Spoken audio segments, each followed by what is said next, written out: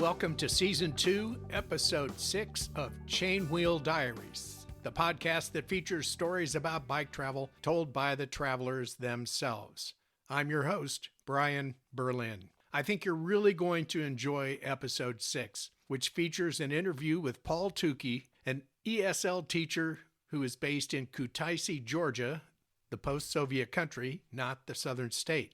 Not only will you get to hear some of Paul's great stories, but you'll also get a geography lesson on where Georgia is and why it's a common route for bike travelers on their way to Central Asia or the Far East. Paul is a Warm Showers member who has hosted many bike travelers over the last few years. These encounters have enriched his life, and he has great stories to tell. If you're not familiar with Warm Showers, head to warmshowers.org to learn more. And consider becoming a Warm Showers host and join thousands of others who connect with and host bike travelers around the world. So with that, let the show begin. Well, welcome to the podcast, Paul. It's nice to meet you. Nice to meet you, Brian. Tell us about yourself. What are you up to? Where are you? So I am a cyclist. Yeah, I'm a cyclist, but right now I'm not using the bike very much. I actually am living, my home is in the country of Georgia, in the city of Kutaisi. This is the Georgia that's in the Caucasus, not the one that's, south of South Carolina or Tennessee. And so I actually am a teacher trainer in the field of ESL. So I've been teaching English as a second language for about 25 years in Japan, Korea, Mexico, Turkey, as well as the United States. I'm currently in a position through the U.S. State Department. They have a lot of programs. Maybe you know the Fulbright program, these kinds of programs. All those are in the umbrella of the State Department, as I am. I'm an English language fellow. So my job is to work with the students some of the time, but most of the time with the teachers to improve their methods and practices of how they teach English. Most use the old Soviet style of memorization, which is not the most effective way to really learn and use a language. So I do a lot of workshops, observations, co-teaching. And at the moment, I actually am in the city of Yerevan, Armenia, because I was working at a conference today for teachers down here. So I travel around a lot. They're still on semester break up in Georgia.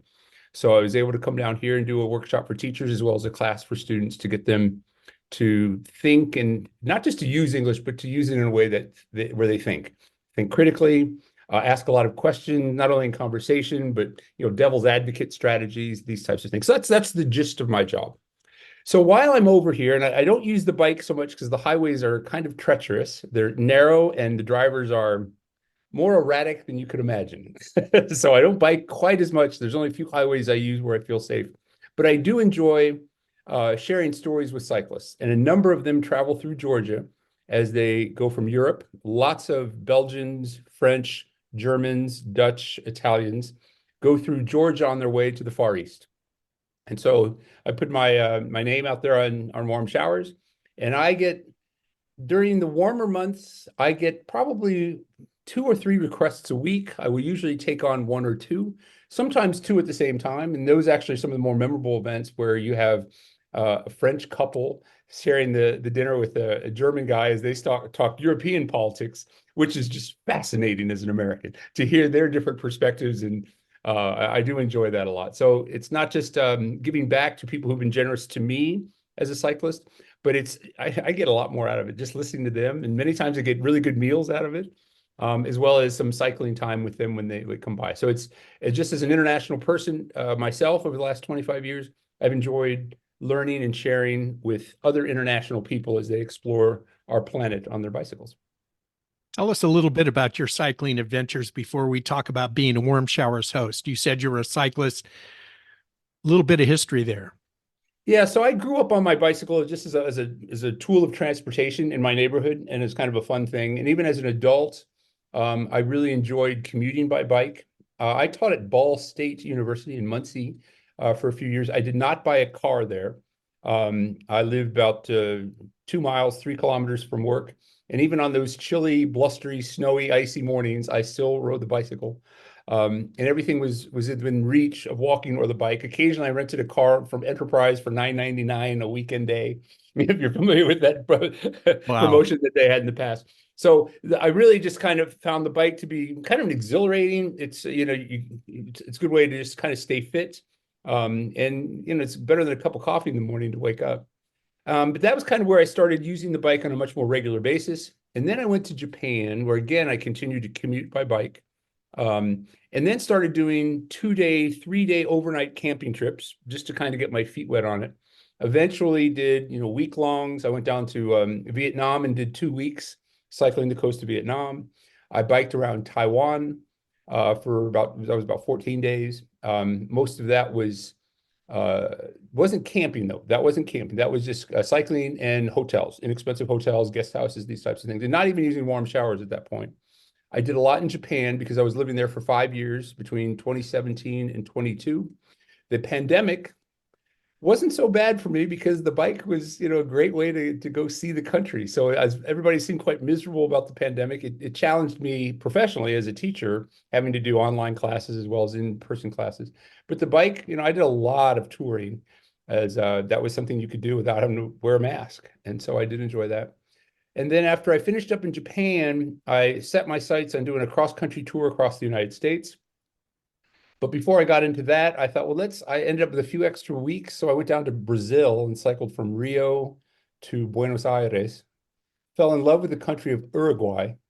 Nobody knows about Uruguay, but it's one of the coolest places on the planet, quite honestly. They probably want to keep it as a secret, right? Yeah. I mean, because it's a highly educated society. They have, the individual freedoms that the people have there are pretty impressive compared to what we know in North America. The food is good, and I just really enjoyed it. It's got oceans, it's got mountains, it's really great place. But I finished that up, and then I did the San Diego to Portland, Maine, in 2022 over 11 weeks. And that was, something I'd always kind of thought about as a kid, like that would be a really cool thing. I'd seen people who had done it when I was a child. And so I thought that's something that I always thought would be cool. The opportunity and the time off presented itself for me to do that. Wonderful experience. I mean, if you really, people get down on America and, people who are different than them, they kind of look down upon or don't trust. Oh, but trust me, there were people I know who were quite different than me politically, but they were all very warm and supportive. And, it really kind of gave me a refreshing viewpoint of my country, seeing it from a bike saddle, not just from nature's standpoint, but also from a human standpoint, because I had really, really positive experience with all kinds of different people in all regions of the United States. That's a common theme that runs through this podcast. Everybody I've interviewed has said traveling across a country and traveling across the United States is the guaranteed best way to meet people, learn their stories, and understand them as people. You can't do that in a car, but you can do it from a bike. Absolutely. And, you can cover a fair amount of ground, but you enjoy the beauty, you interact with people on a closer level, all kinds of different people, whether they're farmers or city people or educated or seemingly less educated. They're all just a joy, and they're all very curious, and they're not at all indifferent about talking to me. They'll come up and say, where are you going? And I'll say, well, to Maine. Like, Maine? Where'd you start? And it's San Diego. San Diego? Are you crazy? So it was a lot of surprise, a lot of free drinks on hot summer days. I have to say, when you walk through into a convenience store with a bike helmet, sweating to death, and people, hear that you're halfway across America, they're like, oh, no, the drink's on the house. So I did. So, just kind of those trail angels everywhere on bike travel. Yeah. Everybody is interested in where you're going, where you've been, and how they can help you out. I've interviewed many people on this podcast. Many of them have stories about getting meals comped, drinks comped, and just people just giving them water and encouragement. Yeah. And the warm showers, I mean, and I find Americans generous, but the stories they tell of generosity in countries like Turkey and Greece are really, heartwarming to humanity. The generosity that people have found as they travel across the world. And so again, it's been almost all positive. I mean, people say, well, what was the worst of it? And I'm thinking, double flat tire in Arizona. But then what happened? A guy saw me as I was looking for a place to camp, and then he invited me back to his casita, and he gave me a safe place to crash, and gave me an option to wash my clothes, and I had salmon and eggs for breakfast and on the house. So so even those worst days, there's a silver lining. I mean, humanity's pretty good. Mother Nature's been pretty good to me, except in Oklahoma. She really, really is strong in Oklahoma the way I don't like it. Yeah, it can be hot. I grew up in Kansas, so I'm the state above Oklahoma, but yeah, it can be, depending on the time of the year, it can be really nice or it can be really challenging. Um, so give a brief primer on warm showers for the audience and then how you became involved with warm showers. So I didn't have much success with warm showers as a cyclist. And warm showers, in all their strengths and weaknesses, has some platform issues. So I sent a number of messages and sometimes didn't get a reply. I'm sure some people were ignoring it, but other people maybe just weren't getting those messages relayed to their email accounts, which, I've heard those stories. So I didn't, spend much time on it. I did a lot of camping. I am a collector of hotel rewards points, getting a new credit card every 4 months. So I did a lot of free lodging at Holiday Inns and Best Westerns and Marriotts, etc. So I didn't really rely on warm showers, but I had an account and put myself as available at my U.S. address in New Mexico. But I had moved from New Mexico to Georgia, had kind of forgotten about it. Somebody requested a place to stay in Las Cruces, and I wasn't there. And I thought, oh, I better change my address to, Kutaisi, Georgia. Within 6 hours, I had a request from a young man from France, wondering as he was coming through. And so that's where it really got started. And I'm not exaggerating when I say in the warmer months, I get 2, maybe 3 requests a week. And quite often, and I can't accommodate all of them because of my travels or just I've already promised something. But there's a sameness to cyclists, but they're all unique in their own way. I mean, there are some you're like, ooh, this guy is a little bit is a different bird, but interesting nonetheless. Let me tell you about the first guy who stayed with me, the French guy. This is a guy who was so frugal. And again, you have to have a little bit of money.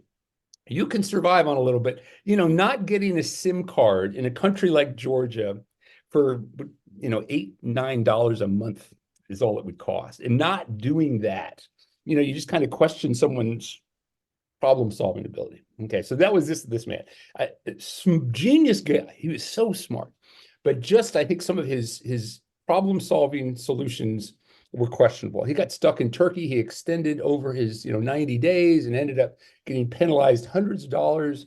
You know what I mean? He just made a simple choice to get through. I won't elaborate on his situation, but anyway, he's so interesting though, because at the same time, he was a native French speaker, spoke English fairly well. He kicked my ass in Scrabble. I couldn't. I don't know how. I'm a pretty. How does that happen? How does this guy? And again, English is pretty good, okay, but not native speaker. But his vision when looking at 7 letters, I mean, from mundane, the first word that he put down to start the game, I thought, I mean, I got slaughtered, the worst I'd ever lost. So he was a fascinating guy, just in terms of how brilliant it was, but at the same time, you're thinking, man, you've made some really peculiar choices on this ride.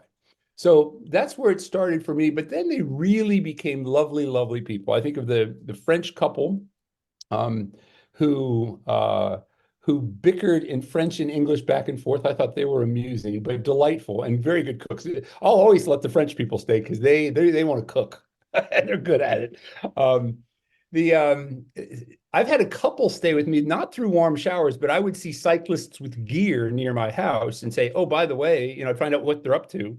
And if they look like they needed a problem, I would offer them, my carpet, because I don't have extra bed. They stay on the carpet.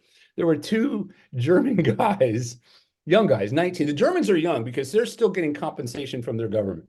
Okay. So these guys are usually 18, 19, 20 years old, and almost always men. And I saw these 2, Nathan and Kevin were their names. They were hunting down a box because they needed to fly. And Kutaisi has a really great airport. It's a small town, but they have a couple discount airliners that fly in there. And these guys needed to get over to Kazakhstan, over the Caspian Sea, which they can't get to through Azerbaijan because of border issues. Right. So they needed a box. And the bike shop here in Kutaisi doesn't have good bicycle box. They don't sell a lot of new, large adult bicycles. And so there aren't many boxes available. So they have to get a refrigerator box. And I live near an appliance store. So I see these 2 guys and I knew exactly what they were doing. And I, basically said, and they had a plan to take this box and carry the boxes on their bike, big refrigerator boxes now we're talking about, okay? They were going to put those on the back of their racks, take them to the airport, which is 20 kilometers, 12 miles away, and store them but there's no storage at the airport. And so anyway, so I ended up going to the place where I knew they could find boxes. They ended up staying 2 nights and created, put up those, made the bike boxes, the refrigerator boxes, convert them into bike boxes. But they were two really appreciative guys, because if they had followed their plan, they would have been, they would have had a lot of problems. So I was glad to help them out. And just, they were delightful, funny. We'll watch a video about people cycling across Europe or something like that on Netflix. And I end up meeting some really neat people, sharing great stories and having great memories for myself. The two Germans that were struggling with the bike box situation, they began in Germany, and where were they eventually trying to get to? If I remember correct, it was the Far East. So the final destinations are anything from South Korea to Japan to Thailand. Some are just going to India. So it really varies. The French couple I mentioned, they were just trying to get to Central Asia because they'd never been to the stands. They went to Kazakhstan, Kyrgyzstan, those countries. But most of them are taking a year off, thereabouts, with the goal of going from the Western Europe to the Far East of Asia. And that could be any number of those countries. And again, what also is interesting too, I'm a little ADD, ADHD, and OCD. I kind of like to have a plan. I like to know where I'm going to be on a specific date. I certainly want to have the final date or date very close and a final destination. That's just the way my brain works. It also helps with the rewards points at the hotels, because you got to book those sometimes weeks in advance. Most of these people have a vague idea of the route they're going, the final destination, the days they're going to be there. I'm like, wow, I don't know how they can pull that off. And so these guys, I think, because they didn't even know. No, there was another guy who was coming, and he didn't know. That was Emil, also a German guy. Emil had no specific way how he was going to get to Kazakhstan. So he got to me, and I'm like, well, for Iran, you have to have a visa that's applied many months in advance, and you're not assured of anything. Getting through Russia these days, regardless of what your passport says, is a tough call. And so flying to Kazakhstan is the easiest thing from Kutaisi specifically. You can't even do it from Tbilisi, the capital of Georgia. And so this guy, when we were talking over dinner, I'm like, well, here are your options, and you can fly over. So it was amazing to see him make this revelation. I guess I'm going to do that then. And I'm like, yeah, how are you just now deciding the way you're going to get to Kazakhstan? And he was lucky to find $100 flight, and the box, shipping a box was only $25. So he found a pretty good deal there. But it is amazing to me, the personality types that I can't grasp. But we're all different, and that works for all of them. It just, that wouldn't work for me, having a real vague idea of which route they're going to go. I would need a plan as well. Well, he was lucky to find you. Now, for all of our geography challenged listeners, describe what it's like to travel by bike, like some of these warm showers people that you've hosted. What countries are you crossing? What's the general route that you would follow? So many of them who start in Western Europe, think of the French, the Germans, hopefully most people know, can find them on a map. They will go down through the Balkans, Croatia, for example. Croatia is a popular choice. That's a very, very popular tourist destination. Maybe hit Montenegro, the former Yugoslavia. Of course, they had a horrible war there, and people might be familiar. But they often cut through there and then go over toward Bulgaria, or maybe Albania, these countries that maybe have been on the map for the last few decades. And then some will cut through from Bulgaria into Turkey at about Istanbul.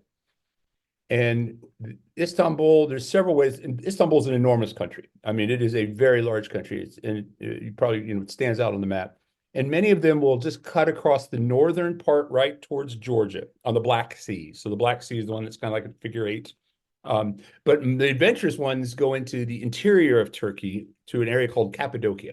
And if you're not familiar with Cappadocia, put it on your bucket list. It is, to me, still the most interesting, fascinating piece of nature you can imagine. These enormous cave cities with soft rock, where it reminded me of the Flintstones. If the Flintstones were real, it was modeled after Cappadocia. So it's a beautiful place, like no other I've ever seen. And I've fortunately had a lot of travel in my life. But anyway, so they have to get in and out of there in 90 days. And because some will stay there and volunteer for a month or something. But if they miss that 90 days, man, they're going to get punished with a big fee. And so that's the other thing is, to me, why you have to have a plan so that you just don't overextend your visa stays. By the way, the Turks are by far, of the dozens of travelers I've met, the most generous people in terms of hosting cyclists you can imagine. I'll come back to that in a minute after I finish your geography point. Good. Sounds good. Okay, so then Turkey, if you go just straight east, you would go into Iran, which, as you know, from political reasons, is not easy. I've taught many Iranians when I taught in Malaysia. They're lovely, lovely people. They're considered also some of the most generous on the planet. But you, for whatever reason, look at a guard the wrong way, and you could be arrested for no apparent reason. It's just goofy. It's just goofy, and I've heard stories along those lines. So the safest route is to cut up through Armenia to Turkey, or if you hug the Black Sea, you would come into Batumi, Georgia, which again, people might and people might have some image of Georgia kind of as an old Soviet republic. It is not like Russia at all. It's quite different in terms of the demeanor of the people, the beauty of the country. It's really quite different, even though it was once a Soviet republic.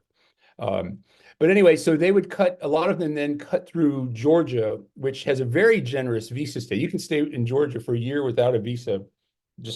I mean, they don't even ask for where you're staying. It's the most free I've ever felt as an international person, that even the local governments don't require me to register. But that's where some of the troubles get in on that, was they cross the Eurasias, because to get over to the stands, to Kazakhstan, for example, you pretty much have to fly these days. It's just Azerbaijan is not accessible. Russia and Iran have other complications. So most people come to Georgia and then fly from Kutaisi, just right over the Caspian Sea, to a town called Aktau. If they want to go further, Almaty is another one. But Kazakhstan is a really fascinating country too, that, most Americans really don't know much about the stans, the Kyrgyzstans and Turkmenistan and such. Some of them are quite strange and different with their despotic leaders. But interesting countries. And that's one area where I have not yet been, and is high on my list to get there before I leave Georgia in July. So then from there, it's tough cycling there. It's tough because there are not many cities. There's not much population, and there's, you could go 200 miles, 300 miles between gas stations or convenience stores. So you have to stock up on water and food, which, like in the United States, we have convenience stores every 30 miles or less. And so it's a really different struggle that they have going across those desert regions of Kazakhstan and such, to Mongolia. And then China has other issues too in terms of getting visas. China does stop a lot of cyclists just for identification, according to people I've met, but not incarcerated or questioned as spies, anything like that. So that's the route that many of them take. Some of them just maybe will do a loop and then come through Georgia and Armenia and then go right back towards Europe. Everyone's got a little different itinerary based on how much time they're going to spend cycling. Now, do you want to talk about Turkey? Yes, go into detail, because I put a pin in that knowing that you were going to come back to it. So thanks. So I've lived in Turkey before. I taught in Izmir, Turkey, which is the number 3 city after Ankara and Istanbul. And the people are very nice. But when you get into the rural areas, they are, the first time I heard some of these stories, I thought the cyclists were exaggerating and embellishing. All right. But these stories are consistent. Typical story. Okay, the French couple I referenced earlier. Okay, her name, she was named Marie. He was Jean-Francois, and he doesn't like wild camping. So they would knock on someone's door in a rural area, basically say, "Hey, is it okay?" with no language in common, no French, no Turkish, no English in common, and ask, basically point to an area to say, "Is it okay if I put our tent up here near your property so that it's nearby, maybe no wild animals?" And they say, "No, come inside." Basically, and giving them a room. So these are total strangers where you don't speak the language of them. Now, that's one great thing about cyclists. We do not look threatening. We look vulnerable and and scared and like needy and desperate. That's right. And so she told a story. And I kind of didn't believe her at first, but then I heard similar stories. But she actually said, and I believe her now, that she went up to somebody, knocked on the door, and basically said, "We need a place to camp." And they're like, "Oh no, come in," and they handed her the keys to their house and then left for a week. Wow. And allowed these total strangers to stay in their home while they weren't there.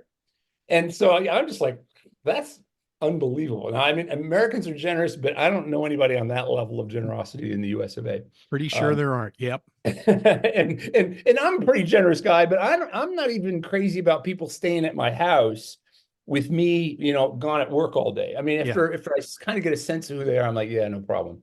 But I live in a secured building. I'd have to do the handoff with the fob that opens the outer door. So, but yeah, so the Turks, quite honestly, far and away, everybody says they're the most generous in terms of inviting people in for food, drink, or even letting them stay for an extended period of time, even though there's a total language barrier. I mean, very little English spoken in rural areas like that. Certainly no French, and a lot of the Europeans don't speak Turkish. So I will give a big tip of the hat to the Turks, because every single person who's come to my house who cycled through Turkey has echoed this sentiment that they're truly the most generous in terms of inviting people for drink or food, housing, or all three. Fascinating. So I'm getting the sense of these travelers that you've been hosting. This is a little bit removed from the adventure cycling that you encounter in the US. As you've mentioned, there's always a convenience store, there's always a pass through town, there's always food, water, lodging, or a place to pitch your tent. But the real adventure cycling is what you just described. And that is where you're riding across a country where you've never been. You're on a bike. Bikes can have mechanical problems. You can become dehydrated from lack of water. There are all kinds of challenges, but yet there's a huge attraction to cyclists to doing that exact kind of ride. And I don't think it would be really plausible without, some warm showers hosts along the way. Some of those people are pretty extreme. To be honest, I don't think some of them are well. No, no, no. I'm totally joking. I cannot get my head around cycling through some desert region where you don't have a reliable source of water for days, if not a week. Or in some cases, these guys come through in the winter. I do have winter guests, and you're talking about getting into some high elevation areas where every day the temperature is not breaking freezing, and there's, or maybe even snow, and they're still going strong. So the risks, those kinds of things, I'm a really safe cyclist. I don't like 2-lane highways unless there's a significant shoulder. Yeah. And I don't like cycling at night. Or no, the twilight is the big problem. At night, it's not so bad because the flashing light actually gets cars farther away from you. But it's that twilight, the hour before sunset, where people don't see you very well. And I stay away from those hours. So I like cycling. I don't love it to the point where I want to risk my life over it. And certainly when I see people doing those really hot days, which I am just miserable. When I did in Japan, summers were miserable. Yeah. But they just keep plugging along. And so I think they're on a different level of love for the activity. I enjoy the activity a lot. I'm not so passionate about it that I would want to go through a desert in the summer, or or extremely cold in the winter.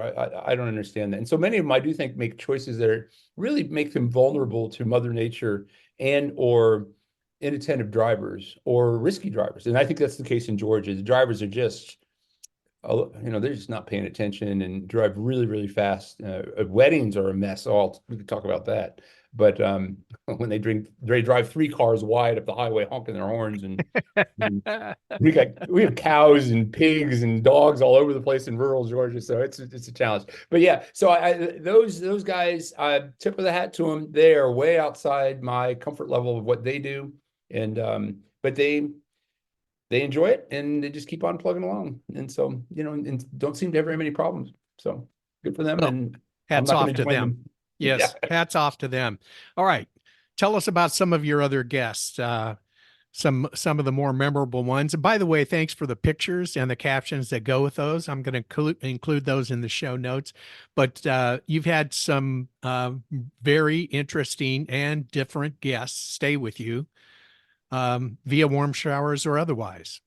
Yeah, let's see. Let me pick on the young man from Spain who is joining his girlfriend from Belgium, and they stayed. They were nice, and then we went on a day hike. Actually, they wanted to get off their bike, but we met up with their friend who is French, and this young man, again, they all, by the way, they all stink when they walk in my door. Okay. But I mean, the reason it's called warm showers and not something else is the first thing they need is a Oh, shower. there are Okay. many other names. That's right. There are many other names it could be given based on what you just said. But That's yeah, the most warm necessary. showers is probably the most appropriate. That's what they all need. And especially in the summer months. And Yeah. most of them know it. It's not that big a deal. It's like, welcome. And I just say, pile up your dirty clothes. We'll get those started, as soon as you finish the shower. But here's a bar of soap, here's a towel, help yourself to the shower.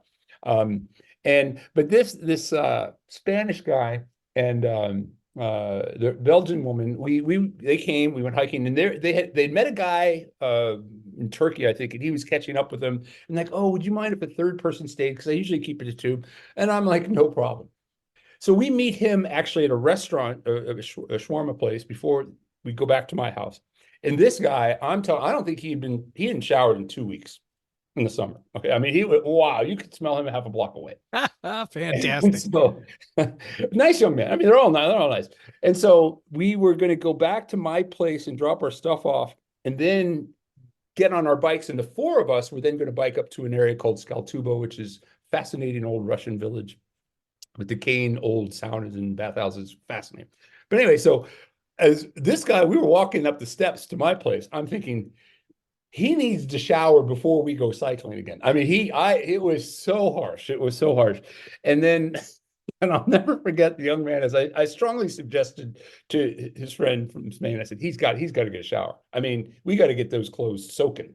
And I remember his response was, well, no, I just showered a few days ago. And I'm thinking, no, dude, you need to, we might stop at a market or a place to eat. So that was a memorable one just because he was a little bit reluctant to shower, even though he probably needed to shower more than anybody else. But I know my body fluids stink as bad as anybody else. But that was a funny story I always remember, just because he's the one who needed the shower the most and didn't realize how badly he needed it. So that they were an interesting. But again, we went out riding, came back, had a great time, made food, played games. I'd like to say that when we play cards or Ticket to Ride, that I win once in a while, but they never let me win. Every time I lose in cards. So I'm a very competitive guy. So I just think that, people out there are thinking about joining a warm shower as hosts. Let the host win once in a while. Really, really let them win. Let's build that into the reservation system, right? Any card games, please let the host win a couple of times. Yeah, at least once in a while. Because they are hosting you after all, so show some respect. Scrabble, any of them. Yeah, and they don't let me win very often. But he was a memorable one. The French couple, I'll go back to them. I have lots of board games at my house, including I have a game of gestures, or a gestures type game that's in French and English. Oh. And Jean-Francois, his English wasn't as good, so we were playing charades where I could listen for his French or her English as we had the gestures cards as the words were written in both English and French. They were really a delightful couple. And again, arguing with one German guy over about the role of the EU in Europe. I still think that was funny. Okay, here's a funny one. I had a guy from Switzerland, and I'll mention his name, Armin. Funny guy. I mean, really delightful, personable guy. And he stayed for a few days, and then he was going to bike up to an area called Mestia. And Mestia is the most beautiful, gorgeous region, most beautiful, gorgeous. My adjectives are, it's a very gorgeous region of Georgia. It's in the North Caucasus that separates Georgia from Russia. Okay. Beautiful area. So this guy, it was wintertime, and it was still cold. He went up and actually stayed with a family in a town called Ushguli for a week and did chores and stuff. And he was going to come back down. Oh, and he originally stayed with the guy from Italy, and they were on different itineraries. Okay, the Italian guy, very interesting. He was just going to do a 2-week loop around Armenia and Georgia. Okay. They got along great. We had a great time playing, eating and playing games. But anyway, so this guy from Switzerland goes up to Mestia, and he said, oh, I definitely want to come back when Giovanni, the Italian guy, stays. So I said, okay, no problem. He'll be back next Thursday or whatever. So as it turns out, women, a lot of these guys are single and lonely.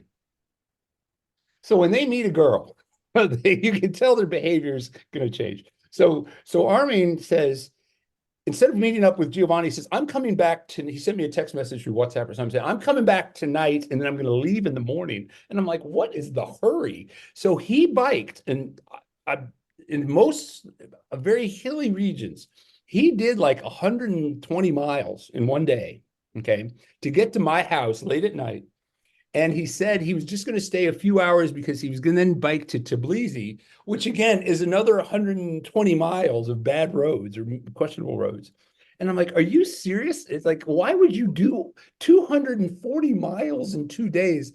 And then I thought, there's a woman involved There's here, a isn't woman. Yep. that he had met in Mestia, who was only going to be in Tbilisi for a couple of days. And so as delightful as he was, he liked hanging out with my apartment and the Italian friend. Oh no, we couldn't compete with the ladies, so he ended up staying just the one night. But I told him, don't take the train. You know, the one option, which I will do if the weather's bad or there's risks involved, I will put myself in public transportation.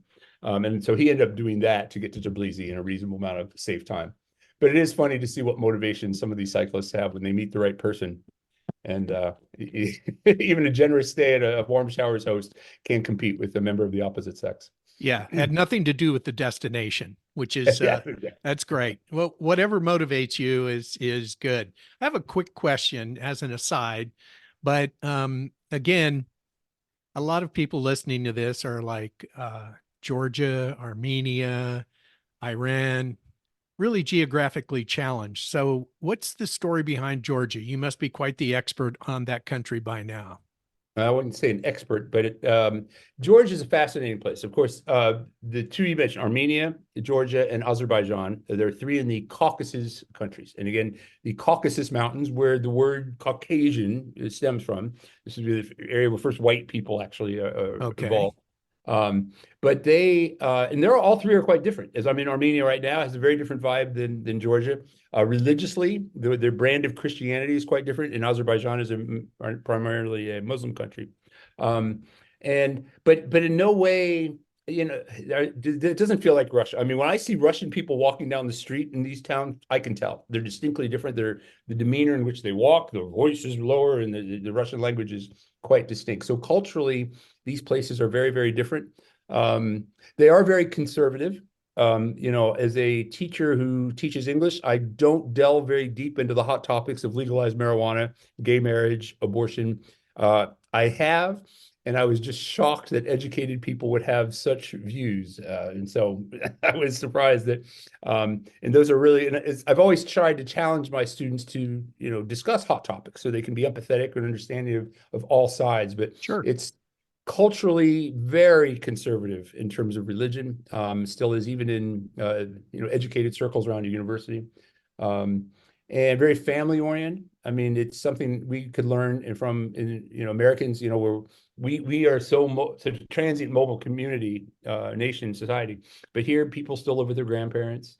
You know, often great grandparents. Some of these students, you know, they have great grandparents who are still cooking dinner every night. So that part of it, some of those old traditional values are really, really nice. They're still developing economically. Not always the old buildings, and some have been restored well, some have not. You still have like wires and cables that are too low that, you know, we would never allow in the United States as far as our standards. One thing about Georgia, though, Georgia, again, not a wealthy country. The salaries are quite low, even for professionals who work at banks and schools and such. But they drive nice cars. Interesting. They couldn't figure out how are they driving nice cars. And I also noticed in my first few months that many of the cars had stickers from Clearwater, Florida, and Harrisburg, Pennsylvania, you know, Moline, Illinois. And I'm thinking, how in the hell did cars from Moline, Illinois get over here? So damaged vehicles in the United States, Germany, and Japan that are too expensive to repair in those countries are shipped over here at pennies on the dollar. Wow. And labor is low, labor's cheap. So they fix these cars up and they look great. I mean, they're nice late model cars. I mean, these cars, you know, certainly maybe not the newest model, but cars that are 2, 3, 4 years old. People, you know, I'm thinking, well, how do they afford these cars? So, and as it turns out, I did find out that Georgia, one of their top exports is automobiles, not new cars, but they import so many of these cars that the insurance industry is deemed worthless in the United States.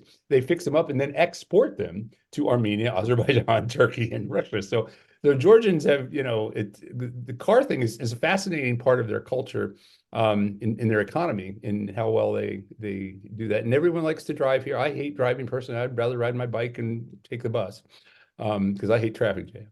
But not here. So that's another kind of quirky thing about Georgia, is they're good at fixing cars and they drive nice cars because of it. Interesting. Well, Paul, I got to tell you, this has been a fascinating interview. You're a very interesting, well-read, well-educated, well-traveled, and experienced person. And it's always fun to talk to people that have so many stories. And I appreciate that you're a Warm Showers host, when you're available. And it sounds like you're in a great location for capturing some of the more interesting riders that are out there doing this international adventure cycling. I don't want to discourage anyone from ever considering an adventure like that. And it sounds like it's doable. There are some things that you need to know in advance, but I think it's also nice to know that there are hosts like you and people like you in the world that appreciate cyclists and bicyclers that are taking journeys. Well, thank you, Brian. I appreciate the chance to share those stories, because they have become an important part of my life. And not only do I feel like I'm helping somebody else out, but I feel like, they're giving back to me just by the stories, the things they do for me by just even making a nice dinner and playing games and stuff. So yeah, it's a wonderful thing. I would encourage all your listeners, if they haven't hosted on Warm Showers, I think they'll see why many of us do it. That it is, like you said, a wonderful opportunity. By the way, I've never felt unsafe or felt like anybody was going to take money from my home or break something. And so I do feel like these are a softer, gentler, kinder members of society, and that in no way should they feel any like threatened or that there's any risk involved, because I've only had really, really wonderful people show up at my door and take advantage of the free shower and bite to eat. Well, that's a good summary. And again, nice to meet you. Thank you very much for agreeing to participate in the podcast. And let's make it a point to stay in touch, Paul. Very good. My pleasure to do it. And nice meeting you. And we'll see you again soon. Thanks. Bye-bye. Okay. Bye, Brian.